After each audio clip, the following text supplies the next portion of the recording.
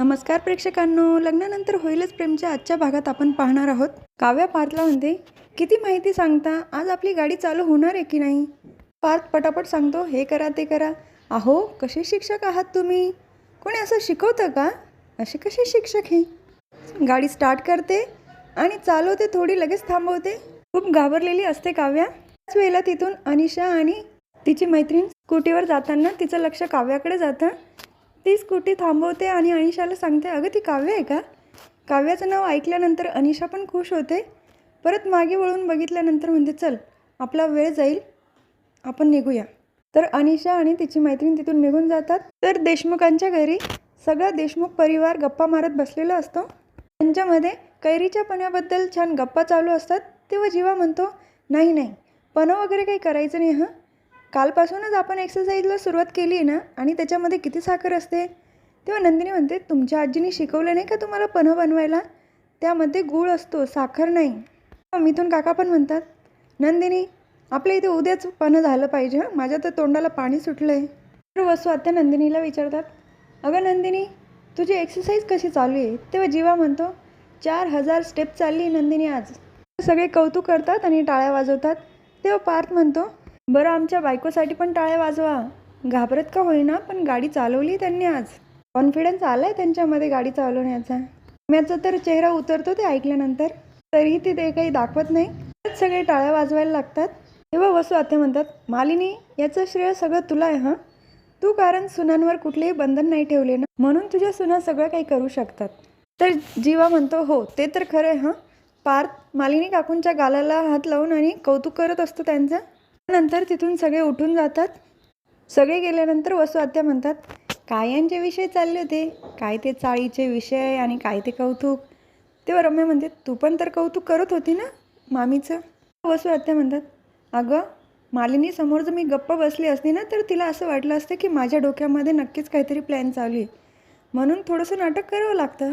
पण तुझं काय झालं, काव्याचं बँड वाजवणार होती ना तू. तेव्हा रम्या म्हणते, आता तू बघच मी काय करते ते. तर दुसरीकडे जीवा नंदिनीकडनं एक्सरसाइज करून घेतो, पण नंदिनी खूप दमलेली असते. म्हणते, जीवा आता नाही होणार माझ्याकडून. जीवा म्हणतो, बरं नाही होणार ना, मग असं कर, फ्रीजमध्ये श्रीखंड आहे का गुलाबजाम खाते, खाऊन घे आणि झोप. जा. रागाने तिथून निघून जातो. तर दुसरीकडे वसू आत्या प्राणायाम करत असतात. त्याच वेळेला रम्याच्या फोनवर मेसेज येत असतो विजयचा. रम्या तिथे येते आणि वसू आत्या म्हणतात, काय गं केव्हाचा वाचतोय, सायलेंट करत जा ना तू. तेव्हा रम्या म्हणते, त्या विजयचंच असेल, बोर करत राहतो दिवसभर. परत त्याचा कॉल येतो आणि रम्या म्हणते, कट कर. वसू आत्या फोन कट करायला जातात. त्याच वेळेला त्यांच्याकडनं फोन रिसीव होतो. रम्या चांगलं बोलण्याचं नाटक करते, हाय. तेव्हा वसू आत्या म्हणतात, फोन स्पीकरवर कर. तर तिकडून विजय, हाय मिसेस मटकरी असं बोलतो. तेव्हा वसू आत्या तर तोंडाला हात लावतात. पण हे विजयचं असं बोलणं रम्याला अजिबात आवडत नाही. विजय म्हणतो, मी आज का फोन केला असेल माहिती आहे, काय केलं असेल सांग बरं. तेव्हा रम्या म्हणते, आता तूच सांग ना काय केलं आहे. तेव्हा विजय म्हणतो, मी आज सिनेमन कॉफी पितोय. ऐकल्यानंतर तर रम्याला धक्का बसतो. तर पार्थ काव्याला आवाज देत येतो, अहो चला पटकन, ट्रॅफिक वाढेल. काव्या म्हणते, मी सनस्क्रीन लावते, आम्हा बायकांचं नाही कळणार तुम्हाला. तेव्हा पार्थ म्हणतो, आपल्याला कारमध्ये जायचे, सनस्क्रीन कशाला हवी. तिला आठवतं की झुमके घालायचे राहिले. तेव्हा पार्थ म्हणतो, आता झुमके कशाला घालायचे तुम्हाला, गाडी चालवायला हात लागतात. तेव्हा काव्या म्हणते, त्याच हाताने रट्टे मारेल ना देशमुख तुम्हाला, असं डोक्यावर बसू नका, नाही तर तुमच्या गाडीत बसणार नाही मी. गालाला हात लावतो आणि गप बसतो तिथेच. जा बरं, मी आली झुमके घालून. पार्थ तिथून निघून जातो. बिचारा पार्थ किती ऐकतो काव्याचं. खरंच काव्य खूप लकी असं ऐकणारा नवरा भेटला असो. तर दुसरीकडे विजय म्हणत असतो रम्याला, मला तुझी आठवण आली आणि मी सिनेमन कॉफी बनवायला घेतली, त्यामध्ये मी आईस टाकला आणि एकदम ऑसम बनली कॉफी. त्याच वेळेला रम्या केस पुसत असते. तर विजय म्हणतो, तू न्हावून आली का. रम्या आणि वसू आत्या तर चाटच होतं त्याचं असं बोलणं ऐकून. रम्या म्हणते, तुला कसं कळालं, आमच्या घरामध्ये काही CCTV लावली आहे का तू. विजय म्हणतो, नाही, तुझ्या बांगड्यांचा आवाज आला ना म्हणून बोललो. ठीक आहे, तू आवरून घे, मी फोन ठेवतो. फोन ठेवल्यानंतर रम्या आधी बांगड्या काढून टाकते. तेव्हा वसू आत्या म्हणतात, विजय दिसतो तेवढा भोळा नाही रम्या, आणि तू तुझ्या घोळात असं घे ना त्याला की तू म्हणशील ना ते ऐकायला तयार झाला पाहिजे. तू रम्या म्हणते, त्याचं नाव वापरून मी आता असा काटा काढेल ना, बघ तू. काव्या बाहेर निघालेली असते तेव्हाच तिथं रम्या येते. Good morning Kavya. काव्या पण तिला गुड मॉर्निंग म्हणते. बोलत असताना रम्याला जांभुळी जाते, ते बघून काव्याला पण जाते. तर काव्या म्हणते, काय झालं, झोप झाली नाही का तुझी? रम्या पण विचारते, तुझी झोप नाही झाली का? तर काव्या म्हणते, तुला बघितलं ना जांभुळी देताना म्हणून मला आली, पण तुझं काय?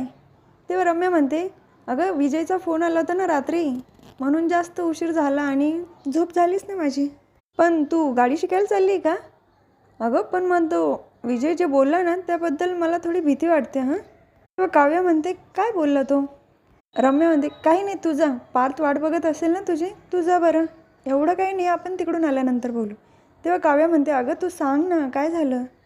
काही नाही, मी तुझ्याबद्दल सांगितलं होतं ना की काव्या ड्रायव्हिंग शिकते, तर त्याला त्याचे दिवस आठवले. जेव्हा तो शिकत होता ना त्याच्याकडनं पण खूप मोठा ॲक्सिडेंट झाला होता आणि त्याला थोडं लागलं होतं, पण त्याच्या शेजारी जो बसला होता ना त्याला खूप लागलं होतं. त्याच्यावर डोकं आपटलं, म्हणून तो पण थोडा घाबरला होता. तू जेव्हा शिकते ऐकल्यानंतर. काव्या तर खूप घाबरते. शेजारच्या माणसाला लागलं म्हटल्यानंतर पार्थ तिच्या जवळ बसतो गाडी शिकवताना, त्याला नको लागायला म्हणून ती धास्ती घेते. पार्थ परत आवाज देतो, त्यानंतर ती जाते. तर दुसरीकडे मालिनी काकू नंदिनी जवळ येतात आणि अगं या औषधावरची एक्सपायरी डेट बघ बरं, बारीक लिहिताना मला दिसतच नाही. नंदिनी उठायला जाते, त्याच वेळेला तिचा पाय दुखतो आणि ती परत खाली बसते. मालिनी काकू म्हणतात, अगं काय झालं, पाय दुखतोय का तुझा? या जीवाने जास्त एक्सरसाइज करून घेतली तिच्याकडून. नंदिनी म्हणते, नाही आई तसं काही नाही, मीच कुठेतरी कमी पडली असं मला वाटतंय. तेव्हा मालिनी काकू म्हणतात, अगं नाही असं काही नाही आहे, आता जेव्हा 17 वर्षाचा होता तेव्हापासून एक्सरसाइज करतोय तू, त्याच्याबरोबरीने नाही धावू शकत ना. तुझी आत्ता सुरुवात आहे, हळूहळू होईल सवयी. मला असं म्हणायचं नाही आहे, आपण बायका पुरुषांपेक्षा नाजूक असतो, पण निसर्गानेच काही गोष्टी बांधून दिल्या आहे ना गं, किती ताणायचं ते आपण ठरवायचं. आणि हा जीवा पण आहे ना जरा जास्तच ताण. थांब मी बघतेच त्याच्याकडे. तिथून निघून जाता. तेव्हा नंदिनी म्हणते, आईंनी यांना काही बोलायला नको. तर दुसरीकडे काव्या गाडी चालवत असते आणि मध्येच थांबते. पार्थ म्हणतो, काय झालं आता, चांगली चालवत होतात ना तुम्ही? काव्या खूप घाबरलेली असते आणि ती पार्थला म्हणते, अहो देशमुख, काही झालं तर मी काय करणार, माझ्यामुळे तुम्हाला काही व्हायला नको ना. समजा माझ्याकडनं गाडी ठोकली गेली तर तुमचं डोकं काचेवर आपटेल ना. पार्थ म्हणतो, आता हे काय नवीन, असं काही होणार नाही काव्या, आपण सीट बेल्ट लावलाय ना. काव्या म्हणते, नाही हो देशमुख, मला खूप भीती वाटते. तर पार्थ म्हणतो, मग आता चालवलीच पाहिजे. तर काव्या म्हणते, असे ओरडाल ना तर बघा हा मी लगेच उतरून जाईल. तेव्हा काव्या उतरायला लागते. तर पार्थ म्हणतो, अहो उतरू नका ना, काय झालं आता? तेव्हा काव्या म्हणते, मागे कॅफे आहे आणि मी फ्रेश व्हायला चालली आहे. तर पार्थला प्रश्न पडतो की काव्याने गाडी चालवण्यासाठी काय केलं पाहिजे. समोर काही मुलं खेळताना दिसतात. तर हा भाग इथेच संपतो. पुढील भागात बघायला मिळतं की पार्थने त्या मुलाला सगळा प्लॅन सांगितलेला असतो. काव्या गाडी चालवत असते तेव्हा समोर आडवे येतात ते मुलं. उतरल्यानंतर काव्या म्हणते, असं कोणी गाडी समोर येतं का, काय झाले? त्यातला एक मुलगा म्हणतो, याच्या गुडघ्याला लागलंय, आम्हाला पुढच्या नाक्याजवळ सोडाल का? काव्या हो म्हणते. तर पार्थ तिला विचारतो, काव्या तुम्ही चालवाल? तेव्हा एक मुलगा म्हणतो, नाही नाही, बायका सगळे कामं करू शकतात पण गाडी नाही चालू शकत. तेव्हा काव्याला तर खूप राग येतो आणि म्हणते, आता हीच बाई गाडी चालवणार आहे आणि तुम्ही सगळे बापे मागे बसणार आहे. काव्या गाडी स्टार्ट करते आणि सगळे गणपती बाप्पाचं नाव घेतात. तर हा भाग इथेच संपतो. उद्या पुन्हा भेटू लग्नानंतर होईलच प्रेमच्या पुढच्या व्हिडिओमध्ये. तोपर्यंत माझ्या व्हिडिओला लाईक करा, शेअर करा, सबस्क्राईब करा, बेल आयकॉन दाबायला विसरू नका. टाटा बाबा अँड टेक केअर.